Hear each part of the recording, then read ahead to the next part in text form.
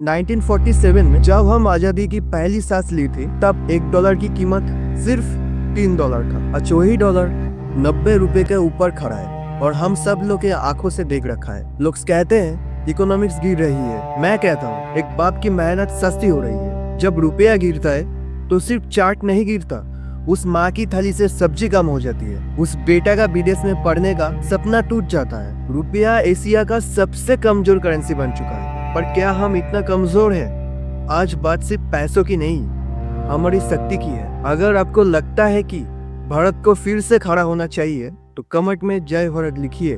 हमारी इकोनॉमिक्स एक शरीर है और फॉरेक्स एक्सचेंज उसका खून। आज हमारा ब्लड बैंक में डॉलर कम हो रहा है, क्यों? क्योंकि हमारी डॉलर की भूख मिट नहीं रहा। एक स्कैरी फैक्ट सुनिए, अगर कल इंडिया का 1% भी जनता डर के मारे अपनी बैंक का सारे पैसा डॉलर में कन्वर्ट करने लगे तो हमारा देश कंगाल हो जाएगा। डॉलर की ब्लैक मार्केटिंग शुरू हो जाएगी। एक ऐसी राग है जो हमारी सेविंग्स को राग कर सकती है, पर ये राग लगाई किसने?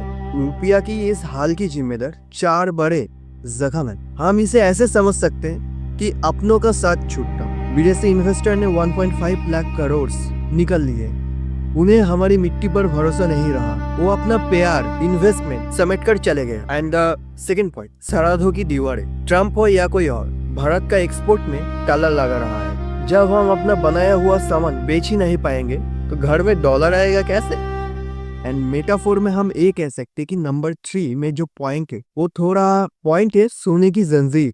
हम इंडियन को सोना बहुत ज्यादा पसंद है, गोल्ड। आज यही गोल्ड हमारा करेंसी का गले का फांस बन गया है। अब वही सोना 200% ज्यादा महंगा इंपोर्ट हो रहा है।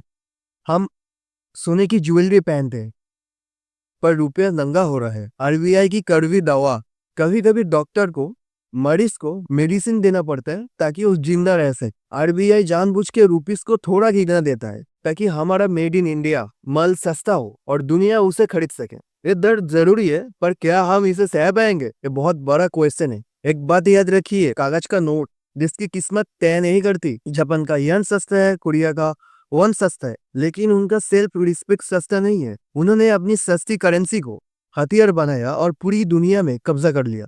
वही दूसरी तरफ अफगानिस्तान का अफगानी हमसे महंगा दिखता है।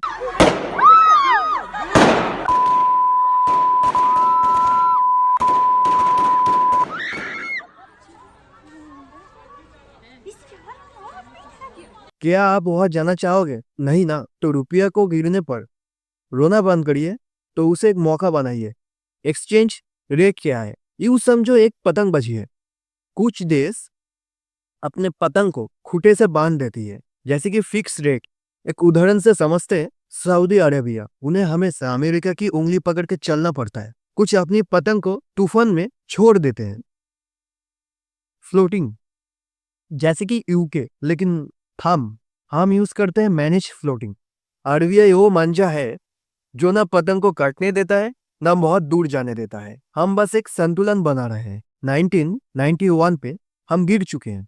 हमारे पास सिर्फ 15 दिन का पैसा बचा था, तब हम अपनी रुपीस की कुर्बानी दी थी ताकि भारत का इकोनॉमिक्स सांस ले सके। वही मोड़ आज फिर आ गया।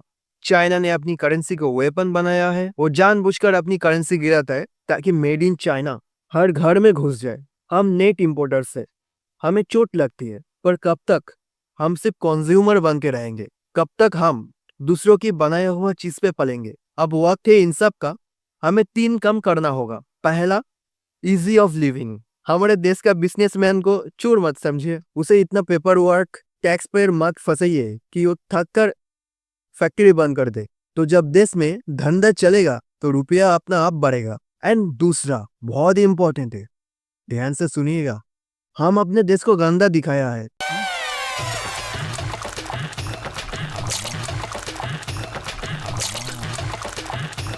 टूरिस्ट यहाँ आते हैं और हम उन्हें लूटते हैं। जब तक ये विदेशी भारत में सुरक्षित और साफ महसूस नहीं करेंगे, वो अपना डॉलर यहाँ नहीं छोड़ेंगे। अतिथि देवो भव, ये सिर्फ पोस्टर नहीं, हमारे ईमान होना चाहिए। मैं ये नहीं कहता कि विदेशी चीज जला दो, बॉयकॉट करो, पर क्या हम अपनी घर की छोटी चीजों में उसे ढूंढ सकते हैं? जब आप एक विदेशी ब्रांड की जूता पहनते हो तो आप किसी और देश की करेंसी को मजबूत करते हैं, और जब आप एक इंडियन ब्रांड को पहनते हो तो आप उस रूपी को सहारा दे दो जो गिर रही है। लोग कहेंगे $1 100 हो गया। बनने दो, करेंसी महंगी हो सकती है। हम सोने के चिड़िया तब थे जब हम ज्यादा बनाते थे एंड एक्सपोर्ट करते थे, इंपोर्ट कम करते थे। तो वही दिन वापस लाना है। याद रखना दोस्तों, अपनी पसंदीदा ब्रांड की नाम नीचे लिखिए और आज से आप गर्व से कहिए सोल्यूशन का हिस्सा हूँ, प्रॉब्लम का नहीं। इस वीडियो को उस हर हिंदुस्तानी तक पहुंचिए जो डर में जी रहा है। उन्हें बताइए कि रुपीस धूल नहीं चाट रहा है, वो बस एक लंबी जंप के लिए पीछे हट रहा है। मिलते हैं नेक्स्ट वीडियो में। राधे राधे दोस्तों।